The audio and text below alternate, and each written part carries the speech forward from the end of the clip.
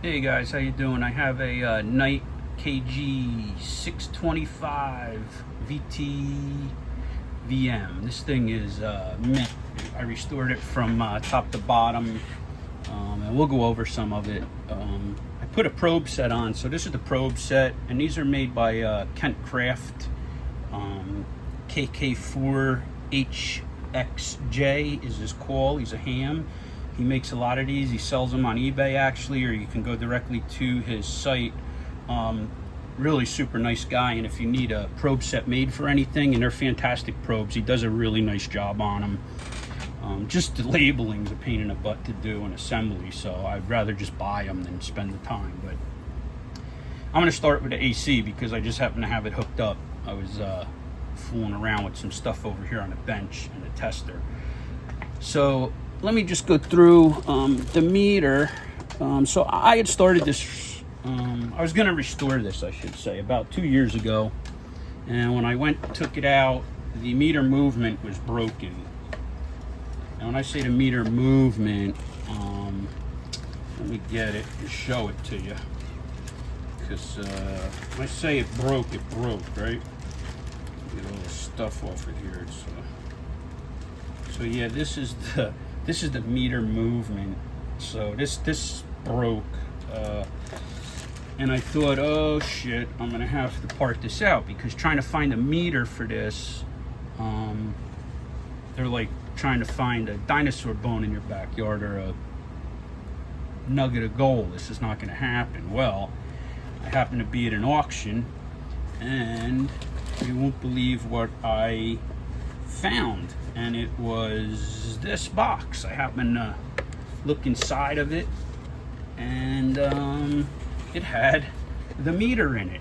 Now, it didn't have the night symbol, but I took that off the old meter and we put it on, and this was the old meter, and you can see it's all scratched up and yellowed and it's ugly. I mean, that's a beautiful brand new meter. I couldn't believe it had the hardware kit in it. I couldn't believe it. So yeah, we saved. I'm glad I didn't part that out. Right, so we got this going, and we put a new polarized cord on it. This was the old cord. Cut that out, put a new cord in, and then you got a bag of capacitors and resistors. I ended up replacing almost every resistor. A couple caps were out of tolerance that I replaced, which I hardly ever see the ceramic caps. I realize the electrolytics, but this actually had some ceramics that weren't looking too good, so we got rid of them. But when you go through the calibration on this, and this was repainted 2 years ago, it has a couple little nicks still, but it's really nice shape. I used the wrinkle paint, I guess they call it, where it's not a perfect, so it doesn't show the blemishes as much. But it came out really nice. I strip it down to metal. I do a acid primer on it that etches the metal while it dries and makes the paint stick a little better and look better. Put some felt on the side here where the screws go into the mount. Put a little piece of felt so it doesn't scratch. Had those, I put that in. So let's just look. During the calibration, you do what is a 1.5 volts DC, a 0.5 volt DC, a 120 volts AC after you zero out the AC. And it's really easy to calibrate this meter. I mean,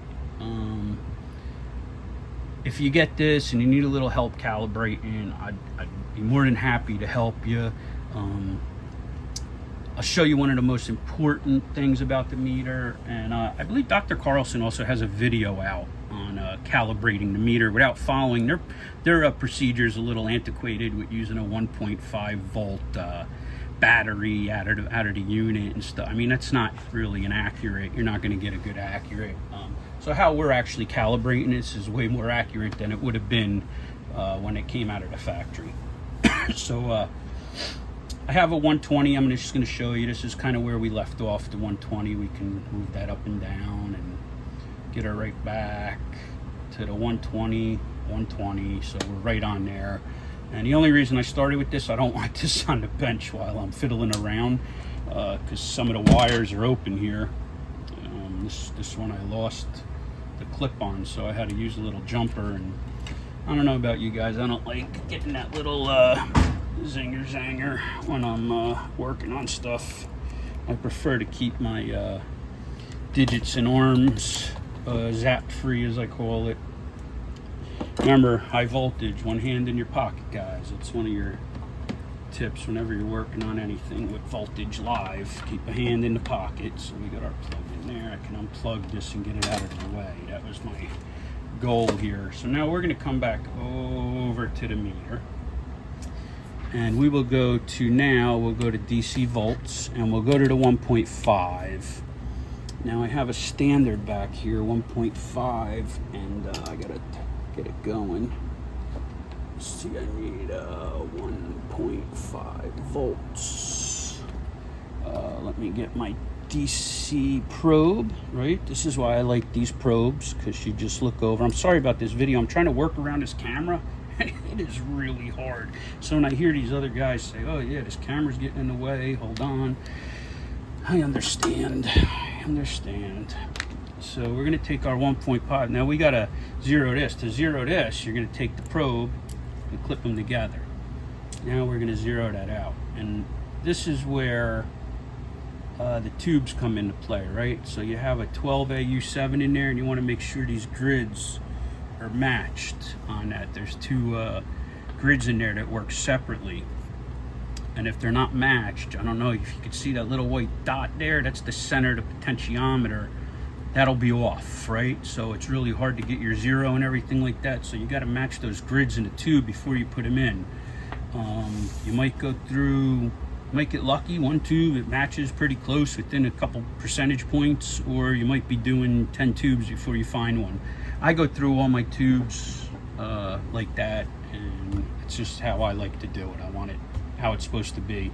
The face on this isn't the best face, but it's not bad. We put a little, I cleaned it and I put a sealer on it. I use this stuff. It's just this F11 that I use. It's a top coat. I put this on there just to stop it from getting any worse. It really helps protect it. So once you clean it, I put that F11 on there. I put it on the cabinet. You know, we want everything nice, clean, shiny, smooth. So we're at our zero. So now let's move these. I gotta hook my leads up. Now I move so much stuff around here, I can't find some of my, oh, I just bumped that off there. Put that back to 1.5 volts. So we're at 1.5 volts. Now we're zeroed. We're on our DC plus, and we're at 1.5. So that should put us right here. This is at 0.1, 0.2 to 1.5.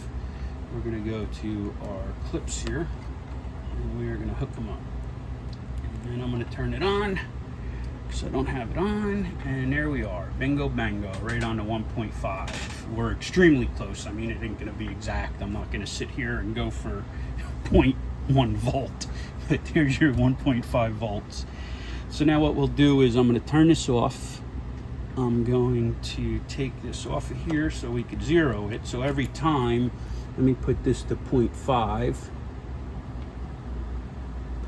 volts. Right now, we're going to put this to 0.5. Every time you change anything on this or this, you need to re-zero your meter. So again, you're going to take your probe and your ground clip, and you're going to stick them together. Now you can see it's off a little, so if I went to go take my 1.5 reading, it would have been off. So we're going to zero that. And again, this unit's very sensitive to static. The meter face, it's just how they designed. It's a very sensitive meter. You keep a dryer sheet. I don't know where I put it, but I usually have a dryer sheet over here somewhere. I know it's here, but I don't know where I laid it. You just take a dryer sheet and you rub the face with a dryer sheet, and it'll get rid of that static on there, right? So we're close. We're close to the oh, I keep hitting that. There we go. We're close to the zero right there, right? Of course, you're not going to use this for like dead accurate measurements, so we're going to go on to here. And we're gonna go turn this on. And that 5.0 is your 0.5. All right, so when you're reading this, don't look at this scale. That's a 1.5, the 150, and the 1500. And then the scale underneath, the 0 to 5.0, is going to be your 0.5, your 5, your 50, and your 500 volt. So we're at the 0.5, so we're perfect there. That's another calibration on the unit. And then the last but not least calibration, let me just turn this off so I don't hit nothing. Last calibration is going to be your ohms. Now, if you read the book, they tell you put it at 0.5, bring it to 1.5, touch them together. And again, this is your, where's my AC probe, because that is the one I need. All right, let's get this DC probe out of the way. We're done with that. It tells you to zero it out here, right? And which it's on 0 already. But of course, when you go over to ohms, you're changing, right? So when this is open like this, the needle's going to go all the way, right? So it's looking for resistance, and we don't have any. So we're going to take our ohms right here, and you see this little, it's an infinity mark. It looks like a little 8. You see that little 8 there? I'm trying to show you. A little 8 right here.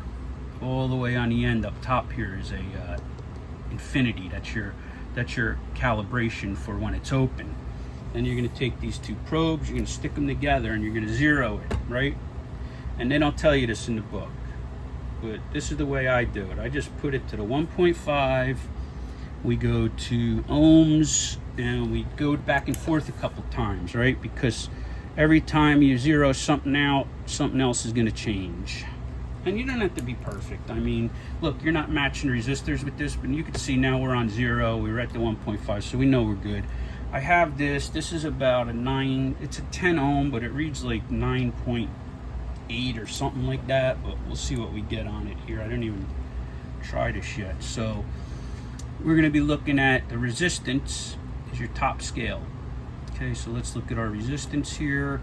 And yep, there we are, I guess that's about 9.6, something like that. So there you go, guys. This is it. It's a really nice meter.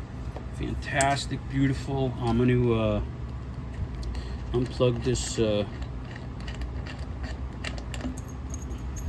probes here. I'm going to put them right in the bag so I don't lose them. I have a habit lately of misplacing stuff. I don't know what's going on. It's like that time of my life, I guess, right? When you start forgetting where your car keys are and dog's name. Don't forget your wife's name, not get you in trouble. Or don't call her the wrong name. Holy shit. All right, here we go. We're going to take this probe. We're going to tie this up. And actually going to unplug it. All right, here's your new plug, polarized plug. And I'll give you a quick view. Let me get some light over here now so you can kind of see. Right, there's a quick view of it. Here's the top. See, it came out really nice. These are your adjustments. I didn't put the lettering back on. It's not a big deal. I mean, it shows you right in the book, 1.5 cal, 0.5. AC cal is hidden under here. You have to take this off to calibrate it. AC cal and then AC 0. There's only 4 adjustments you make, plus the needle 0. And not really a big thing. So here's the back. Beautiful, nice shape. I mean, this is a great, this thing is, I would consider it better than new because it has better resistors in it, a better capacitor in it. They did match the tubes at the factory, I believe. I have these loose right now because tighten those up, make it tighter. And that's it, guys. So this is going to be our next item for sale. If you have any questions, always feel free to reach out and ask me. I'd be happy to answer them for you if I can. Again, I don't know the answers to everything. If I did, I wouldn't be making this video right here to sell this, right? But guys, listen, God bless. 73, stay safe, and bye.